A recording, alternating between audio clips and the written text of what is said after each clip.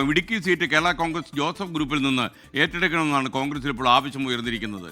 ഇക്കാര്യം DCC നേതൃത്വം KPC അറിയിച്ചു കഴിഞ്ഞു. ഇടുക്കിയിൽ കോൺഗ്രസ് മത്സരിച്ച റോഷി അഗസ്റ്റിനെ പരാജയപ്പെടുത്താൻ കഴിയുമെന്നാണ് അവകാശവാദം. രാഹുൽ വിജയൻ കട്ടപ്പനയിൽ നിന്ന് ചേരുന്നു. പറയൂ രാഹുൽ.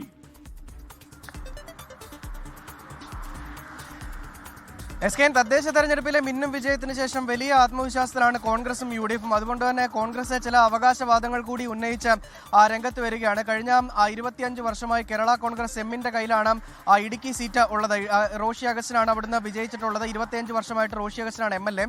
കഴിഞ്ഞ തവണ LDF-ലേക്ക് പോയപ്പോഴും റോഷി അഗസ്റ്റിന് തന്നെയായിരുന്നു വിജയം. അതിനു മുമ്പ് UDF-ൽ നിന്ന് മിന്നും വിജയം അദ്ദേഹം കരസ്ഥമാക്കുകയും ചെയ്തു. ഇത്തവണ എന്തായാലും റോഷി അഗസ്റ്റിനെ പരാജയപ്പെടുത്തുക, ഈ ഇടുക്കി സീറ്റ് UDF സ്വന്തമാക്കുക, അതിന് കോൺഗ്രസ് തന്നെ നേരിട്ടിറങ്ങണം എന്നുള്ളതാണ് പ്രധാനമായും അണികൾക്കിടയിൽ ഉയർന്ന ആവശ്യം. അത് ഇടുക്കി DCC നേതൃത്വം KPCC നേതൃത്വത്തെ ആവശ്യം അറിയിക്കുകയും ചെയ്തിട്ടുണ്ട്. എന്തായാലും അതിൽ പരിഗണനയോ അല്ലെങ്കിൽ ഏതെങ്കിലും തരത്തിൽ തീരുമാനങ്ങളാവുകയോ ചെയ്തിട്ടില്ല.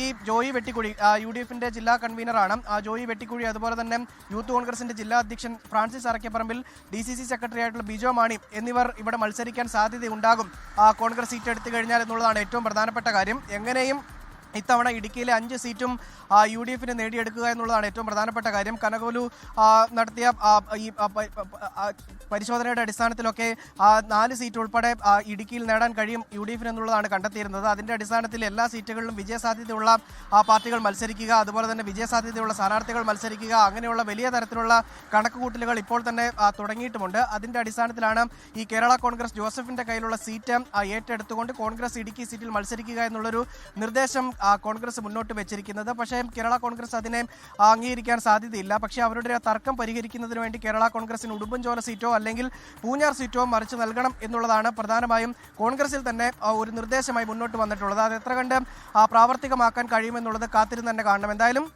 റോഷി അഗസ്റ്റിനെ ഇത്തവണ എന്തായാലും പരാജയപ്പെടുത്തുക എന്നുള്ളത് UDF-ന്റെ ഒരു പ്രഖ്യാപിത നയം തന്നെയാണ്. അതിനുവേണ്ടി ഏതറ്റം വരെയും പോകും, ഏത് തരത്തിലുള്ള തയ്യാറെടുപ്പുകളും അഡ്ജസ്റ്റ്മെന്റുകളും മുന്നണിക്കുള്ളിൽ നടത്തും എന്നുള്ളതാണ് ഈ ഘട്ടത്തിൽ നമുക്ക് മനസ്സിലാക്കാനും കഴിയുന്നത്. അതിന്റെ അടിസ്ഥാനത്തിലാണ് കേരള കോൺഗ്രസിന്റെ സീറ്റ് കോൺഗ്രസ് ഏറ്റെടുക്കണമെന്നുള്ള ആവശ്യം ശക്തമായി തന്നെ ഉയരുന്നത്.